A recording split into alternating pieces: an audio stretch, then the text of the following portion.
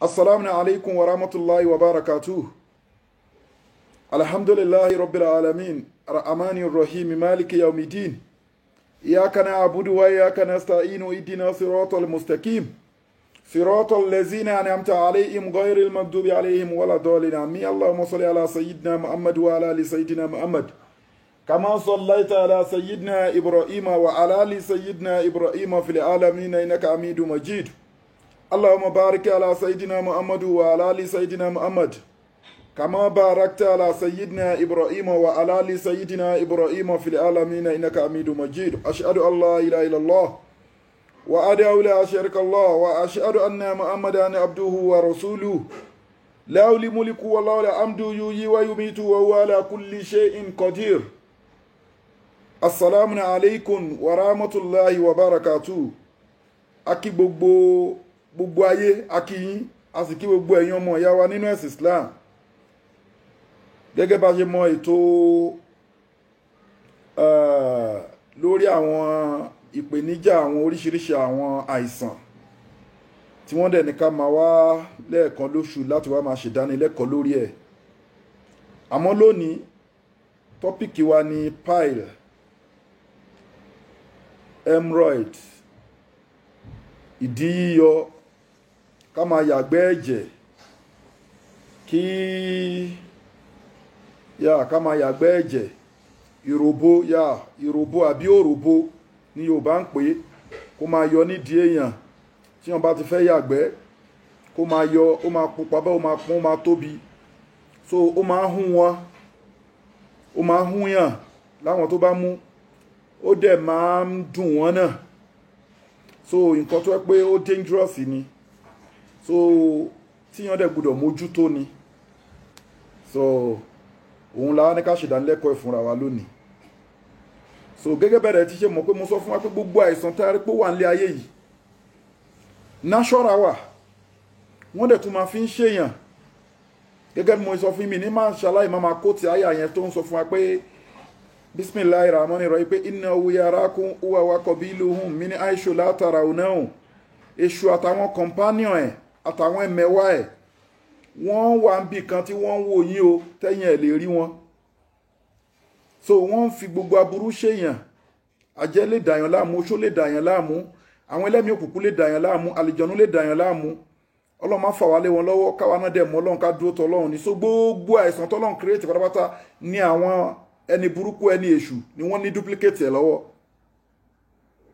Lẹ́ẹ̀fì rí pé èyí tó bá ti jẹ́ pé wọ́n ranjú mọ́, tẹ́ bá ti ń lo nǹkan sí kò ní gbọ́ control, àbí kẹ́ lọ sí hospital kan ní pé kò sí nǹkan kan tó ń ṣe, pé kò sí nǹkan tó ń happen sẹ́niyẹn tí mẹ́wàá dẹ̀ ń ṣe lára, irú àwọn symptoms wọ̀nyẹn ti máa mọ̀ pé eléyìí kò lọ́wọ́, ó lọ́wọ́ nú, àbí kẹ́ máa lo nǹkan sí títí kó má lọ, kó má gbóògùn. So nínú ẹ̀ ni nínú àwọn àìsàn tí ò kí ń gbóògùn táyé máa fi ń dààmú èèyàn gbà míì, pile wà ń bẹ̀, ìdí yíyọ, ìròbó, ẹ ti understand, hemorrhoids, ká máa yàgbẹ́ ẹ̀jẹ̀, ó máa kọ́kọ́ ń bẹ̀rẹ̀ láti bẹ̀. Àmọ́ bá ti di ìdí yíyọ, pain, nǹkan tó máa ń pain ni, tó dẹ̀ tún máa hún wọn sometimes, tó dẹ̀ máa dùn wọn. So gbogbo àwọn nǹkan tó máa ń sábà fà á, ibi ká máa ṣiṣẹ́ agbára jù, iṣẹ́ agbára, ká máa gbé nǹkan tó lágbára jù ńgbà míì, ó máa ń fà á kí ìdí yíyọ. Torí nílẹ̀ Yorùbá a bìlífù pé jẹ̀díjẹ̀dí ló ń kọ́ọ̀sì ẹ̀, so pé jẹ̀díjẹ̀dí, bóyá oúnjẹ ṣúgà jù, bóyá ó mu kóòkì, oúnjẹ àwọn nǹkan jẹ̀díjẹ̀dí ṣá, ẹ ti understand, nílẹ̀ Yorùbá rò bẹ́ẹ̀, ẹ ti understand. But nǹkan tó lè kọ́ọ̀sì ìdí yíyọ pile, oríṣiríṣi nǹkan ló lè kọ́ọ̀sì ẹ̀. Kódà èèyàn ń jogún ẹ̀, tó bá jẹ́ pé ìdílé mi wọ́n bàbá èèyàn ló ní, àbí màmá èèyàn, àbó wà nù generation ọ̀pẹ́ nìkan ní ìdí ẹnìkan yọ ó ní ròbó nídìí, èyí wọ́n lè inherit ẹ̀ bẹ́ẹ̀ ni. So then látara ikọ́, ọlọ́mọ ẹ̀ka rí ikọ́ tó lágbára, àwọn chronic cough kan wà pé ikọ́ tó lágbára gidi tí àwọn máa wúkọ́, ọlọ́mọ ẹ̀ka ara ìsàn ikọ́ àìpadà tún wá treat yẹn náà bóyá next month, ẹ ti understand. So ó lè fa kí ìdí èèyàn bẹ̀rẹ̀ sí ní yọ, ẹ ti understand. Constipation, a kà sára jẹ̀díjẹ̀dí náà ni, inú kíkún, kínú èèyàn kún, ó lè cause ẹ̀. then most of àwọn èèyàn náà jẹ̀díjẹ̀dí náà ló ń bi tó bá ti di pé o ti ń lọ tọ́ílẹ̀tì o ti ń yàgbẹ́ o fẹ́ tọ́ílẹ̀tì o wá ń gbin lágbin jù o ń force o ṣàfẹ́ yàgbẹ́ o force ó máa ń kọ̀sì ìdí yíyọ confam lèmi sọ fún ẹ o so àwọn nǹkan tó máa ń kọ̀sì ẹ̀ nínú àwọn nǹkan tó máa ń kọ̀sì ta ní ká kọ̀rọ̀ ra rí fi fúnra wa ìyàn ń jogún ẹ̀ o ìyàn ń jogún ẹ̀ tó yẹ pé wọ́n wà nínú family kan ẹ ti understand so ẹ gbìyànjú torí programu yìí kò ní pẹ́ parí tó ẹ lè share ẹ̀ fáwọn tó bá nídìí ẹ̀ àtàwátà wà ń tòsí bí iná kẹ mú fóònù kẹ share ẹ̀ fáwọn èèyàn so àwọn nǹkan tó máa ń fà á nìyẹn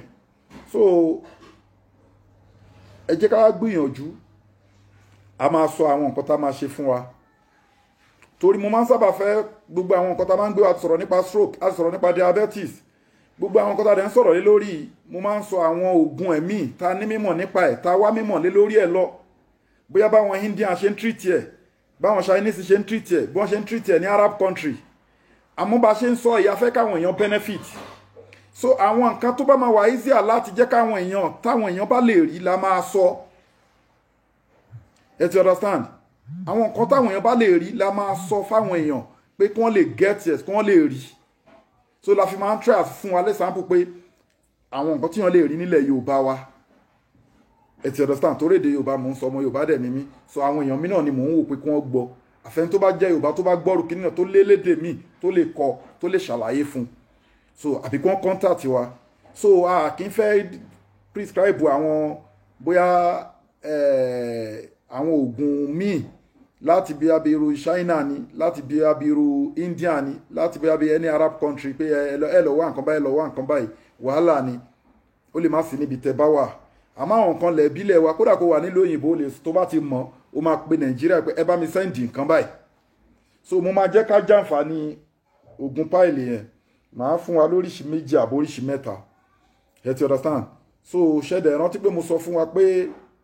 àṣẹ ìtọ́ni òun àtàwọn ẹmẹ̀wà ẹ̀ wọ́n ń wò wá torí gbogbo nǹkan tọ́lọ̀ ń dá pátápátá gbogbo àìsàn tọ́lọ̀ ń dá ló ní duplicate làṣetọ́ni náà ní duplicate ẹ̀ wọ́n máa fi ń ṣèyàn o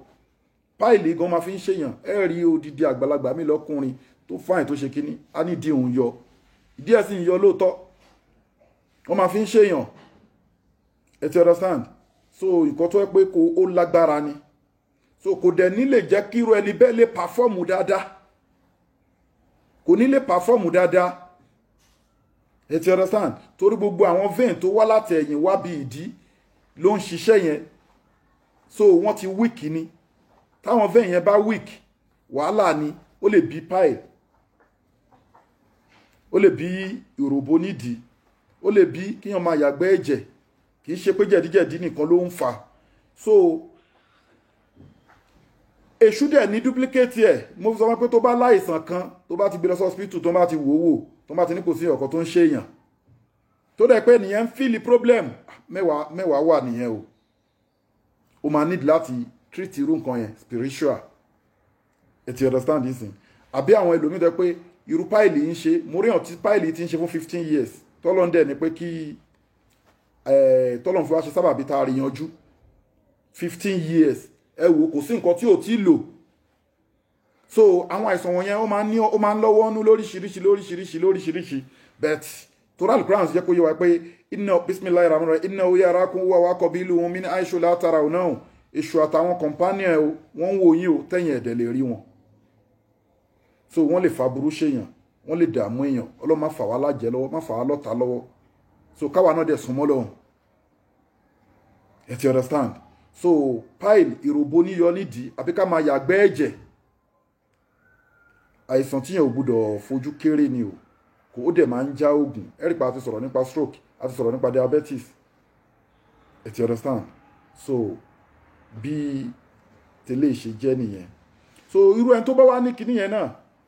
torí wọ́n máa ń jogún ẹ̀gẹ́ báyé sọ irú ẹni tó bá ní irú páìlì ń sin tó ní ìpèníjà lórí ẹ̀ nínú àwọn nǹkan tó yẹ kó kọ́kọ́ jìnnà tó máa gbìyànjú àti máa ṣe irú ẹni bẹ́ẹ̀ kó gbìyànjú kó ń jẹ nǹkan tó yẹ pé bí eléso kódà máa jẹ àwọn nǹkan bí ewé bóyá bí ẹ̀fọ́ àbí nǹkankan ó máa help irú wọn kó máa jẹ bí irú ògì ẹ̀kọ ọkà bàbà sírì generally ẹ ti understand irú àwọn nǹkan bẹ́ẹ̀ yẹn irú ẹni bẹ́ẹ̀ kó máa jẹ kó máa lò ẹ ti understand then bí wheat ọkà bàbà àgbàdo then ẹni tó bá ní pile ó láti jìnnà sí ọtí mímu alcohol ẹ ti understand kó jìnnà sí kó dẹ̀ jìnnà sí àwọn nǹkan tó bá ní caffeine kò help ẹni tó bá ní rárá ẹ ti understand so kó jìnnà sí irú ẹni tó bá dẹ̀ ní pile kò gbúdọ̀ máa sọ pé bóyá torí gbà míì àwọn tó bá tóbi dáadáa ó máa ń ṣe wọ́n ẹ má bínú ẹ̀yin tẹ́ bá sọ̀rọ̀ ẹ má bínú àwọn tó bá kẹ́fìtì dáadáa tó ó máa ń ṣe wọ́n so ẹlòmíì máa ń wò pé bóyá kóun lọ máa diet ò help ẹ o fún pile fún ìdí yíyọ kò help ẹ rárá then àwọn oògùn kan wà tó pé ta máa ń fẹ́ lò bá bíi painkiller gbógun ara ríro everything tó bá ti ní kíní nínú codeine oògùn ikọ́ kan báyìí táwọn èèyàn máa sábà mu codeine tó bá ti ní ẹni oògùn tó bá ní codeine nínú kò wúlò fún ẹni tó bá ní pile tó bá ní hemorrhoid tí díẹ̀ ń yọ àbóyàgbẹ́ ẹ̀jẹ̀ kó avoid gbogbo irú àwọn oògùn bẹ́ẹ̀ yẹn tírú ẹni bẹ́ẹ̀ bá dẹ̀ ń lọ sí toilet kó máa gbìyànjú pé òun gbúdọ̀ regulate tó bá ti di pé òun gbin ìgbẹ́ ìyàn gbúdọ̀ máa gbin yàgbẹ́ gbígbin yàgbẹ́ ó ń fa ìdí yíyọ ó ń fàgbẹ́ ẹ̀jẹ̀ gan ẹ̀kìrì tẹ́lómìn tó máa fẹ́ gbin yàgbẹ́ tí blood adẹ́ tẹ̀lé gbẹ́ yẹn jáde ẹ̀kì notice ó máa ń ṣẹlẹ̀ dáadáa so ẹlòmíì máa ń nínú àwọn complain máa ń mú wá fún ẹlòmíì àni pé ó máa ń rò pé bóyá òun tiẹ̀ ni kì í ṣe pé ó tiẹ̀ ìyẹn gbúdọ̀ máa gbin yàgbẹ́ ẹ̀rí pé ilẹ̀ Yorùbá wá ní kó mọ sàn àbí kó mọ omi gbóná àbí àwọn àgbàlagbà náà máa ń avoid ẹ̀ nílẹ̀ wa so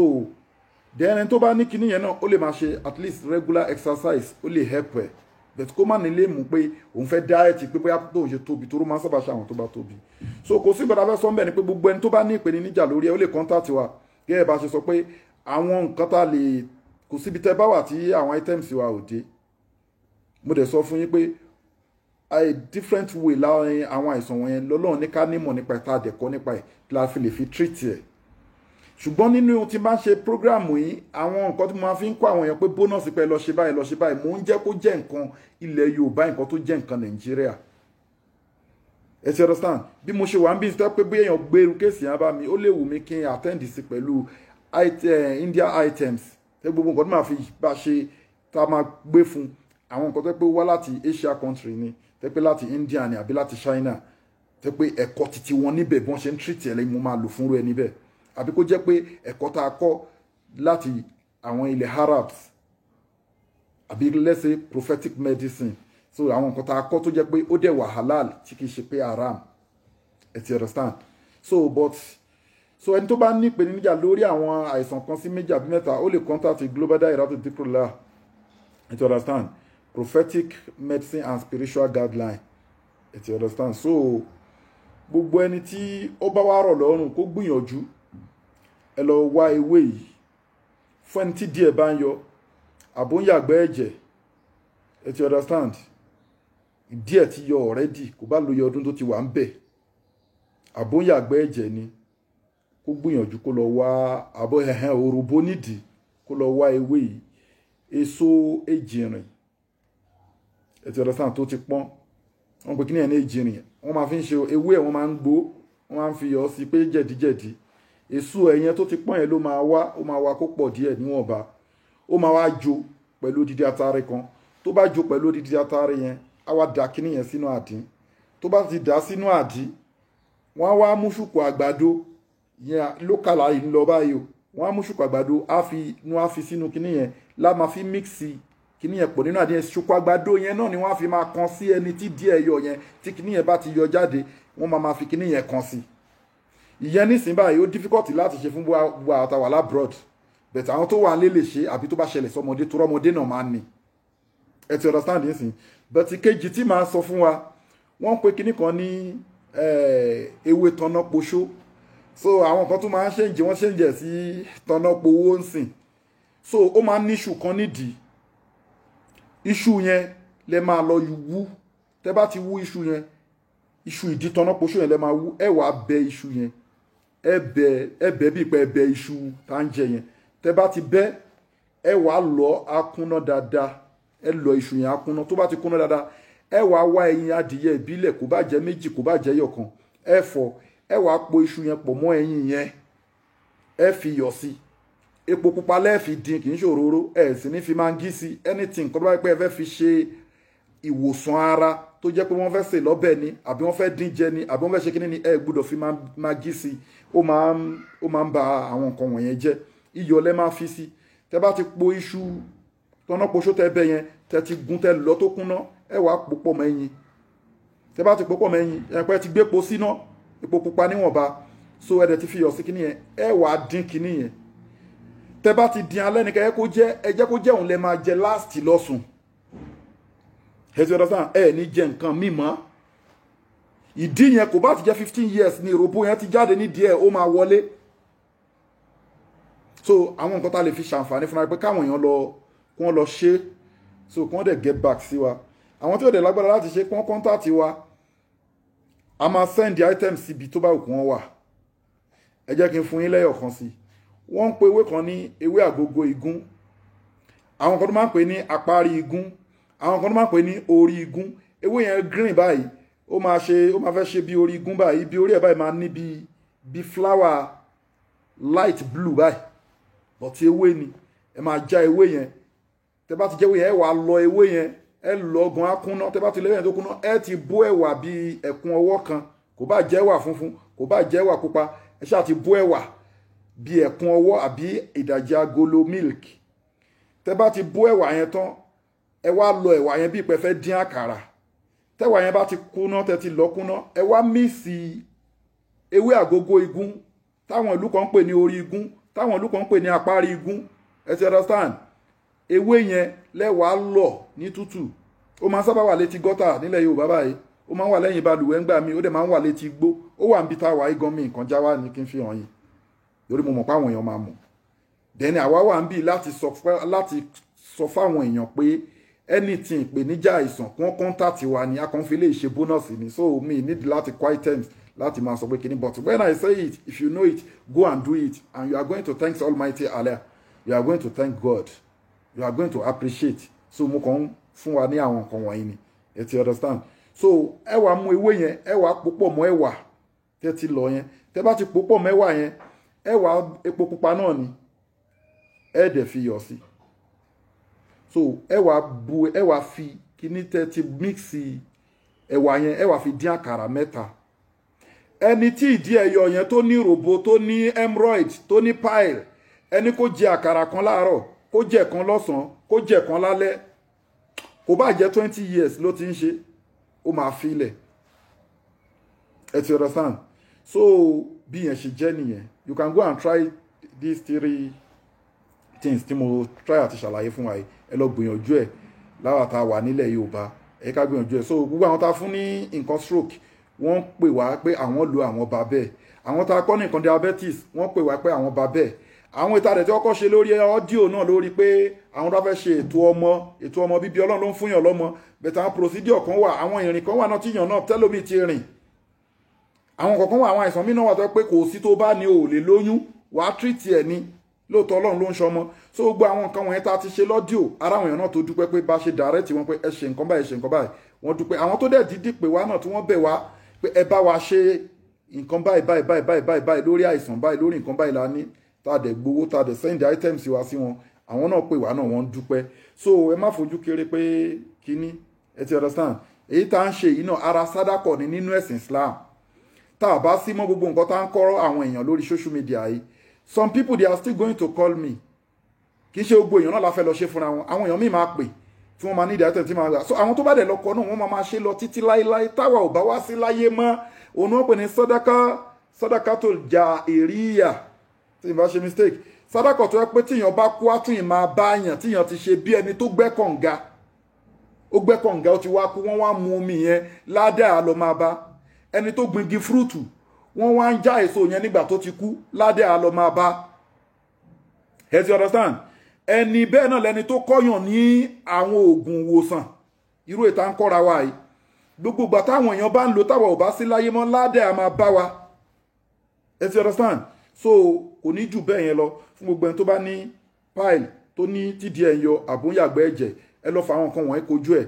ọ̀ọ́kẹ́ kọ́ńtàtì wa gẹ́gẹ́ bí mo sọ fún yín pé gbogbo nǹkan wọ̀nyí ló ní méjì àwọn mádàmù wọn máa fi ń dàyàn láàmú ẹ ti understand so ẹni tó bá lórí ọ̀fẹ́ tó bá lè pè wá a máa direct wọn tó bá dẹ̀ lówó a máa ta item sí wa fún wọn kíbi tẹ́ bá dẹ̀ wà kò síbi tí item sí wa ò lè dé ẹ ti understand but fáwọn tó yẹ pé wọ́n lè ṣe ọrọ̀ ajé láti lọ wá ẹ lọ wá èyí tá a kọ yín ẹ ti understand ṣe mọ̀ pé irú àwa táwa ń bí yín sí báyìí sometimes ìgbà táwa nílẹ̀ Asia kì í ṣe gbogbo nǹkan tí a máa fi ń kojú àwọn àìsàn ni a lè rí ní Asia so a tún kọ́ nǹkan lọ́dọ̀ wọn lọ́hùn ẹ ti understand a tún kọ́ nǹkan lọ́dọ̀ wọn lọ́hùn tó yẹ pé a tún ní idea ẹ̀ bí mo ṣe wà ń bí yín sí báyìí tí wọ́n bá béèrè tí wọ́n bá gbé kéèsì páìlì wá mo lè má ṣe gbogbo nǹkan tí mo kọ yín mo lè má ṣe fún because àwọn India items Chinese items a sì lè rí níbí yìí ó ti yé yín sí but true pé Yorùbá ni mò ń sọ then kíní dẹ̀ ní orí social media ni ó máa lọ káàkiri so àwọn ẹlòmí lè rí orí ọ̀fẹ́ kódà ní tó wà lamẹ́ríkà ó lè ní kán bá wọn get àwọn items kan dẹ̀ send ẹ̀ sí kó dẹ̀ lò tó róṣùọ̀ ó máa ṣiṣẹ́ lágbára Ọlọ́run àwọn tí ó dẹ̀ ráàyè kíní yẹn náà àwa ń ṣe promotion fún ara wa fún company titi wa ni pé ẹ pè wá sórí anything àìlera àìsàn we knew much about it so ta dẹ̀ ti rí táwọn èèyàn dẹ̀ lè testify sí both social media or everywhere we're on Instagram we're on Twitter YouTube Facebook so àwa káàkiri àwọn mídẹ̀ nínú wọ́n ti pàdé wa lóríṣiríṣi country tá a ti jọjọ gbé dáadáa tí wọ́n mọ irú nǹkan tá a gbé dání pé nǹkan tá a ń ṣe nìyẹn ẹ ti understand so tá a dẹ̀ ní àwọn ìwé ẹ̀rí fún náà so nǹkan tó ṣẹlẹ̀ nìyẹn but ṣe mọ̀ pé tó bá ń pa àwọn èèyàn pé ó ń ta nǹkan kan àbó ń ṣe nǹkan kan pé káwọn èèyàn patronize ẹ̀ ìwọ náà ṣe kí ni o make it easier kì í ṣe gbogbo èèyàn ló lè rówó pé ok afa professor ok ẹ bá mi ṣe nǹkan báyìí sheik ẹ bá mi ṣe nǹkan báyìí mo ní kíní kan tí ò bá lówó tẹ máa fi ṣe ń kọ́ so ẹ fáwọn èèyàn ní tips tó yẹ pé tí ò lówó á lè ráyè ṣe á tún máa jẹ́ ládá fún wọ nǹkan táwa wà ń bí fún nìyẹn so anything tó bá jẹ́ pé ìpèníjà lórí àìsàn you can contact us ẹ pè wá ẹ ti understand so a dẹ̀ máa attend sí yín lórí gbogbo kíbi tó bá wù kó wà pè wá a máa dá ẹ lóhùn kò síbi tí items wa ò dé èyí tó bá jọ mádùá àfàdúrà yanjú ẹ èyí tó bá jọ mọ́sára àfìsára yanjú ẹ èyí tó bá yẹ pé ká sẹ́ǹdì nǹkan sí yín ni pé ok ẹ máa lo nǹkan báyìí a máa sẹ́ǹdì ẹ bí láìpẹ́ ṣe rí yẹn tá a dẹ̀ ní gbé yín ní ojú ọ̀nà haram ẹ ti rí pé platform yẹn kí ló sọ ń bẹ prophetic medicine and you can say the root kò sí nǹkan tó ń bẹ nínú pé kíyàn lo nǹkan natural ọlọ́run bá sọ fún wa pé kúlì dá ilẹ̀ àúdẹ̀ wáhù falitẹ́tìlìbù dẹ̀ wáhù lè dá yíkùn falatẹ́tìlìbù hù bí haram èmi ọlọ́run ò ní dá àìsàn kan kí n má fi ìwòsàn ẹ̀ tí lẹ́gbẹ̀ẹ́ àmọ́ mi ì fi ìwòsàn yín síbi nǹkan tẹ́mi ọlọ́run ṣe léèwọ̀ fún yín so ẹ rí i pé ẹ rí rúùtù ń bẹ ẹ dẹ̀ rí black seed oil níbẹ̀ which is à ń sọ̀rọ̀ nípa prophetic medicine nìyẹn root natural ní ilẹ̀ yorùbá ẹ̀mọ̀pá akọ́ ń bẹ̀ dá lóríṣiríṣi gbòógì tẹ́ bá ṣe bẹ́ẹ̀ irú ìta kọ́ra wa tán fún ìdí yíyọ ǹsìn so ẹ dẹ̀ rí Al-Qur'an bẹ́ẹ̀ táwọn mi tọ́ pé ó ti wà into spiritual wọ́n ní wọ́n ti tojú bọ́ wọ́n ti tẹsẹ̀ bọ́ wọ́n ti gbogbo ara bọ́ nǹkan kan báyìí ní kíní kan ayé ló wà ń bẹ̀ Al-Qur'an wà lẹ́gbẹ̀ẹ́ bẹ́ẹ̀ that's why you can see it prophetic medicine and spiritual guideline ní gbé yín ní ojú ọ̀nà játijàti ojú ọ̀nà ẹbọ ẹ ti understand so kọ́lọ̀ ń gbàdúrà ẹnì kọ̀ọ̀kan wa so globaldahiratudikrullah@gmail.com ní email wa ẹ lè mail wa globaldahiratudikrullah@gmail.com ẹ mail wa then WhatsApp number wa +27612956389 WhatsApp number wa +27612956389 ẹ ti understand so Nigeria number wa náà ẹ lè pè wá sórí Nigeria number náà 08034221159 ẹ lè pè wá sórí Nigeria number wa náà ẹ ti understand so ọ̀rọ̀ wa ò ní tọ́pìkì tó ní nìyẹn pile ìdí yíyọ ẹ̀gbẹ́ ẹ̀jẹ̀ ẹni tó ń yàgbẹ́ ẹ̀jẹ̀ ẹni tí díẹ̀ yọ tó ń pè lóròbo òun náà ni wọ́n ń pè ní hemorrhoid òun náà ni wọ́n ń pè ní piles so àìsàn tó yẹ pé ẹ jẹ́ ká mójútó ni especially tó bá ń ṣọkùnrin tó dẹ̀ tuntun jẹ́ àgbàlagbà ó carry a lot of things sínú tá a dẹ̀ ti ṣàlàyé little síwájú so gbogbo nǹkan tá a dẹ̀ sọ síwájú ẹni tó bá ń ṣe náà ti mọ̀ pé ó ń ṣe òun àwọn tó lọ́wọ́n dẹ̀ ti fi wá ṣe sábàbí fún náà wọ́n rí fídíò yìí they know that we are saying truth they know that we knew much about what we are talking about because we learn we are not dúró lójúkùn kí ojúkùn náà láti la kọ́ pé nílẹ̀ Yorùbá akọ́nlẹ̀ Yorùbá kọ́ káàkiri orílẹ̀-èdè ni lórí ètò ìlera so àdẹ̀ṣà àwọn ètò jẹ́ ti súnà tí ò ní mọ ẹbọ tí ò ní mú wàhálà dání àṣà wọn yẹn láti máa fi ṣe ọmọ ádámọ̀ lóore láti máa fi ṣe dáadáa sínú ẹ̀sìn àti sínú ayé ẹ ti understand so àdúrà wa gbà o àní rí wàhálà o ẹni tí àwọn tó bá fẹ́ ṣe ìtọrẹ àánú fáwọn aláìní Global Dahiratu Dhikrlahi Islamic Organization ìjọ yìí náà ló ní ló host program yìí náà fún wa so àwọn náà tún máa ń ṣe wọ́n máa ń tọ́jú àwọn aláìní wọ́n máa ń fáwọn opó ní nǹkan wọ́n máa ń fáwọn ọmọ òrukàn ní nǹkan tó bá gbé ajì tó bá fẹ́ ṣe sádàkọ̀ gbégbá through Global Dahiratu Dhikrlahi Islamic Organization ajì lẹ́fẹ́ fún yàn ní umura lẹ́fẹ́ fún yàn ní oúnjẹ ní owó ní so orí ọ̀fẹ́ ta níbi nísìn ni pé account number global yẹn la máa fi sílẹ̀ so ẹni tó bá lórí ọ̀fẹ́ nínú àwẹ̀ tá a wà yìí tó fẹ́ fún àwọn aláìní ní nǹkan tó fẹ́ ṣe sádàkọ̀ àbó fẹ́ dá sí àwọn ọ̀rọ̀ ẹ̀sìn àbí masjid pé wọ́n build masjid àbí ọ̀rọ̀ ẹ̀sìn gbogbo àwọn ṣe pé gbogbo àwọn kan wọ̀nyí náà owó ni so àbí pé àwọn ọmọ òrukàn àbí pé àwọn opó àbáwọn aláìní generally so account number yẹn a máa fi sílẹ̀ so tó bá ti fi síbẹ̀ gbogbo owó tó ń wọbẹ̀ náà ti tọlọ́hun ni wọ́n fi ń ṣe lillah ni because the motto of this organization is Global Dahiratu Dhikrlahi lillah. Whatever we are doing in this Islamic organization, we do it because of Almighty Allah. We do it for the sake of Almighty Allah. Lillah, torí t'Ọlọ́run ni ìjọ ìlà fi ń ṣe gbogbo nǹkan. So motto wa nìyẹn. Global Dahiratu Dhikrlahi lillah. So taba gbàmí àná ni lillah wallahu ya'simuka minan nas. Yeah, because Ọlọ́run náà ló ń ṣọ́ ẹ̀dá. So kò sí ìrújú ńbẹ̀. So gba tá fẹ́ dá sí t'Ọlọ́run, tá fẹ́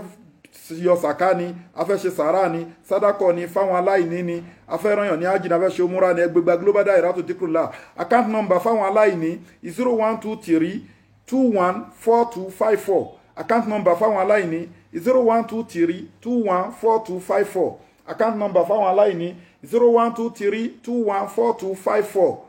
Global Dahiratu Dhikrlahi Islamic Organization Wema Bank of Nigeria so àkáǹtì yẹn nìyẹn so àdúrà wa gbà so gbẹ́ni tó bá ní kò sí 1500 ara ẹ̀ náà ni tí wọ́n bá pa gbogbo ẹ̀pọ̀ tí wọ́n bá kó lọlé aláìní tí wọ́n bá pa gbogbo ẹ̀pọ̀ tí wọ́n sẹ̀ǹdẹ̀ sáwọn èèyàn wa pé wọ́n ní ìṣòro ń bì kan 5 naira títí ẹ̀ náà ti kún nìyẹn sádàkọ̀ ni ọlọ́run bá dẹ̀ ní nínú nǹkan tí kì í sábà kọ ọlọ́run ní mi kì í sábà kọ àwẹ̀ àti sàárà ẹ jẹ́ ká gbìyànjú ká máa dá sí ìtọrẹ àánú ó dáa púpọ̀ jù ẹ rí pàwọn náà tá à ń sọ pé à ń sọ̀rọ̀ nípa àwọn medication fún àwọn aláìsàn everything ẹ rí pàwọn náà ṣe kí ni o à ń kọ́ àwọn èèyàn lẹ́kọ̀ọ́ kan bẹ̀ kó máa jẹ́ sádàkọ̀ fáwa náà torí àwọn tó bá lọ ń ṣe tí wọ́n dẹ̀ ń bà bẹ́ẹ̀ wọ́n máa ṣàdúrà fún wa ládàá ló dẹ̀ jẹ́ fún wa láyé wa àti tàbá tó ní símọ́ láyé so kò síbi tí ẹ lè yí sádàkọ̀ sí kódà ọlọ́run tún sọ nínú Al-Qur'ani pé allazina yunfikuna amwalahum bil-layli wan-nahar sirran wa alaniyatan falahum ajruhum inda rabbi wala khawfun alayhim wala hum yahzanun ọlọ́run ní gbogbo àwọn tó yẹ pé kí ni ta fún lárísìkí nínú àrísìkí ta wá fún wọn yẹn wọ́n wá ná lọ́sàn-án wọ́n ná lóru wọ́n ná ní kọ̀kọ̀ wọ́n ná ní gbangba ọlọ́run gbogbo àwọn ta fún lárísìkí tí wọ́n wá mú bẹ̀ tí wọ́n fi ń ṣàánú tí wọ́n ná fáwọn èèyàn tí wọ́n ná sí charity tí wọ́n fi ń nu omijé ojú èèyàn nù ọlọ́run ní falahum ajruhum ògbóró àwọn ẹ̀san àwọn tọrẹtọrẹ inda rabbi ẹ̀san wọn ń bẹ lọ́dọ̀ àwọn ọlọ́run ọba wala khawfun alayhim ní dẹ́rù bà wọ́n o wala hum yahzanuna sì ní máa jẹ́ kí wọ́n máa banújẹ́ so tó bá tún di ọjọ́ ìdájọ́ tí gbogbo èèyàn bá wà nínú ìlà ìlò tí wọ́n ń bẹ nínú oòrùn ṣẹ́ta ọlọ́run máa wà oòrùn nípa àwọn tó bá ń ṣètọrẹ àánú so kò síbi tá fẹ́ yí sí ìtọrẹ àánú náà dẹ̀ ní òun ni kẹ̀kẹ́ àdúrà bó ṣe òká kírun tó tó bá láàánú kò ní lọ tọrọ òun láti fi amọ́lù sọ́ọ̀lìá ìwà iṣẹ́ dáadáa òun láti fi kún ìrun tó ń kí òun láti fi kún àwẹ̀ òun láti fi kún àjì so ìtọrẹ àánú ó tẹ̀sùn wọn gan ó dẹ̀ tún máa ń rí aburú sọnù ni ìtọrẹ àánú tẹ́ ń wò yẹn dẹ̀ tún ní ó máa ń gbá ẹ̀ṣẹ̀ lọ bí omi ṣe ń gbá ó máa ń bọ́n ìtọrẹ àánú ó máa ń bọ́ọ̀nù ẹ̀ṣẹ̀ bí igi ṣe máa bí náà ṣe máa ń bọ́ọ̀nù igi so ọ̀rọ̀ wa ò ní jù báyìí lọ àdúrà wa gbà so ẹ gbìyànjú kẹ́ lọ try kẹ́ ṣe gbogbo àwọn nǹkan tí a ní kẹ́ ṣe fún àwọn ẹni tí wọn bá ń yọ so tó bá dẹ̀ lẹ́ni àìsàn míì àbẹ́ni ìpèníjà míì ẹ kọ́ńtàtì wa Global Dahiratu Dhikrlahi a wà everywhere ẹ ti understand àdúrà ló ń gba agbára kọ́ masalaam wa ilal liqai.